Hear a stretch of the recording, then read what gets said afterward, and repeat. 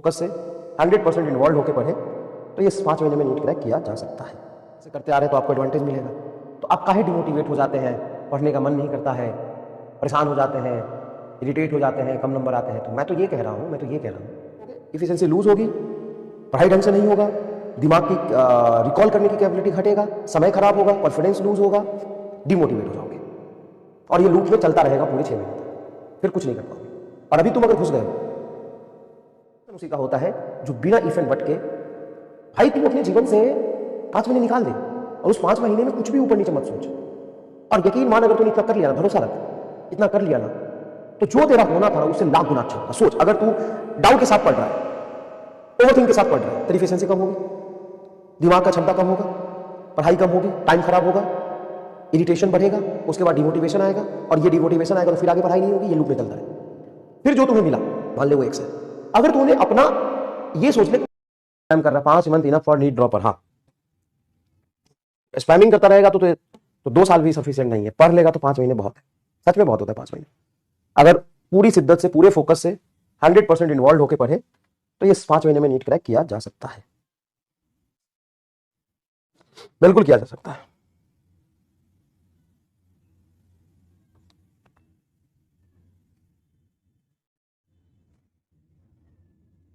ना, बिल्कुल किया जा सकता है। और जब मैं कह रहा हूं कि 5 महीने में किया जा सकता है ना, अगर मैं कह रहा हूं कि 5 महीने में किया जा सकता है तो ऑब्वियस सी बात है कि आप अगर पहले से करते आ रहे हैं तो आपको एडवांटेज मिलेगा।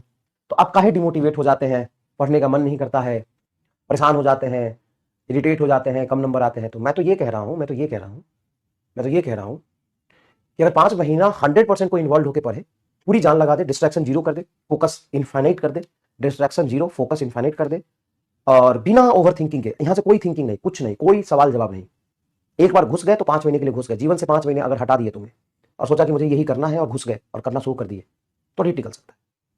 तो जो अभी से जीरो से शुरू करेगा वो भी 5 महीने अपना 100% देगा तो उससे नहीं निकल सकता। तो आप जो अभी से 4 महीने पहले तैयारी शुरू किए थे और आपने कुछ पढ़ा हुआ है, कुछ किया हुआ है, अब चाहे जो भी हुआ, सही गलत जैसा भी था,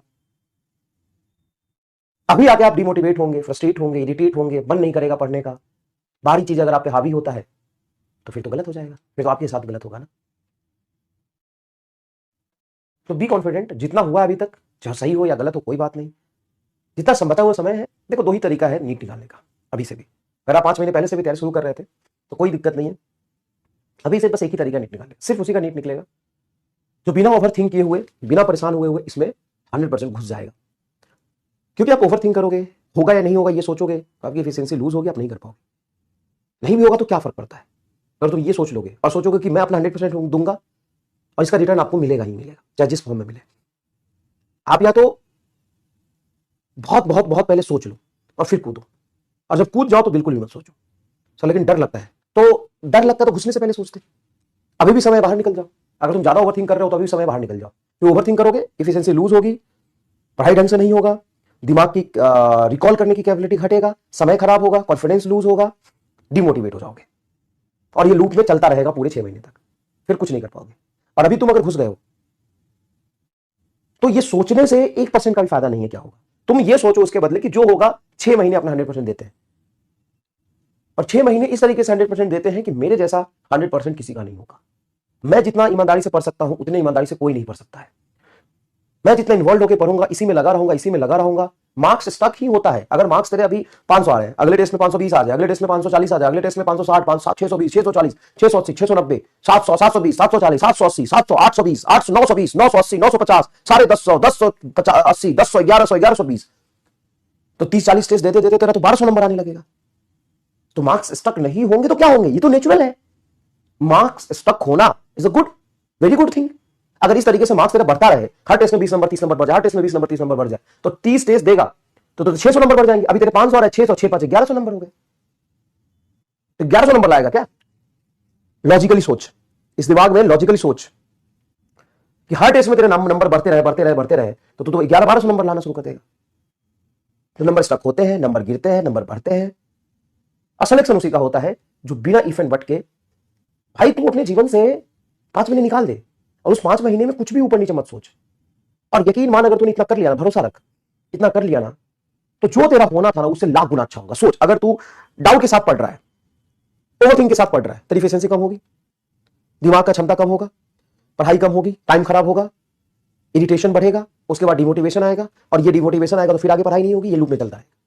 फिर जो तुम्हें मिला, मान ले वो एक्स है, अगर तूने अपना ये सोच ले कि मुझे कुछ नहीं करना, मुझे 100% इसी में देना है, बस अब कुछ नहीं सोचना, होगा तो अच्छा, नहीं हुआ तो भी अच्छा, और मुझे अपना 100, अब नहीं कैसे होगा, मुझे करना ही है, मुझे करना ही है सिलेक्शन, मुझे ऐसा नहीं कि सिलेक्शन हो ही नहीं सकता, मुझे करना है, मुझे बस एक सीट चाहिए और मुझे करना है, मैं बिल्कुल नहीं सोचूंगा, मैं सवाल होगा तो बहुत अच्छा, नहीं हुआ तो भी बहुत अच्छा, उसको सीखूंगा, मेरे 500 नंबर आए, मैं कोशिश करूंगा कि मेरे कहां नंबर कट रहे हैं, जान लगा दूंगा, एक घंटा रोज कम सोऊंगा जब तक अगला टेस्ट नहीं आ जाता है, जो भी टेस्ट में चैप्टर आ रहे होंगे, फिजिक्स केमिस्ट्री बायोलॉजी सबको रिवाइज करके जाऊंगा, बिल्कुल नहीं मतलब डिमोटिवेट होऊंगा, लगा रहूंगा, जो होगा देखा जाएगा। अरे जो भी होगा भविष्य कोई जानता है क्या? तू कह रहा है कि मेरा क्या होगा, अगर नहीं हुआ तो क्या होगा, तो तू ये 10 घंटे अगर सोचेगा, क्या तुम्हें पता चल जाएगा कि क्या होना है? क्या तू भविष्य देख सकता है क्या? भविष्य को विजुअलाइज कर सकता है क्या? फ्यूचर देख सकता है क्या? नहीं देख सकता ना, तो चुपचाप पढ़ ले। सिंपल, कितना अच्छा जवाब है ये, कितना अच्छा। तू खुद सोच कि मैं अगर रोज ये सोचूं कि पता नहीं क्या होगा, मेरा सिलेक्शन नहीं होगा तो क्या होगा, ये नहीं होगा तो क्या होगा, मेरे इतने नंबर आ रहे हैं, कैसे पढ़ूं, ये सब सोच के अगर मैं 10 घंटे मेडिटेशन में चला जाऊं और 10 घंटे तक लगातार ये सोचूं, तो क्या मैं भविष्य देख सकता हूं? क्या मैं भविष्य देख के डिसाइड कर लूंगा कि क्या होना है? नहीं देख सकता। तो अपना 100% दीजिए चुपचाप, और अपने जीवन से 5 महीने हटा दीजिए कि ये नरक का जीवन है और इसको जीना है। कोई बात नहीं, 200 आते हैं, अभी से तू 20 टेस्ट देगा ना, 30 टेस्ट देगा, 10 फुल, 20, 15, 20 फुल लेंथ टेस्ट देगा, धीरे धीरे पर 200 आते हैं, इसको सोच के तो इसको 150, 200, 250 ही तक रखेगा कि पढ़ के इसको 500 तक ले जाएगा, और 500 तक ले जाएगा तो हो सकता है तेरा सिलेक्शन ना हो, लेकिन आगे जीवन में कुछ भी करेगा तो ही 500 काम आएगा। बड़ा सिंपल सा लॉजिक है। हम अपने आप में कितना इंप्रूव कर पाए ये इंपॉर्टेंट होता है। आज से 6 महीने पहले तू क्या था सोच, और अगर तू आज लगातार क्लास ले रहा है तो तू आज क्या है सोच।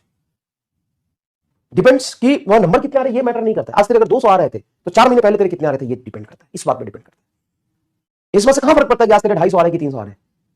अगर तेरे 250 300 आ रहे हैं, क्या 5 महीने पहले भी 250 300 आ रहे थे कि इंप्रूव हुआ है? Important is this. अगर इंप्रूव हुआ है तो आगे भी इंप्रूव होगा।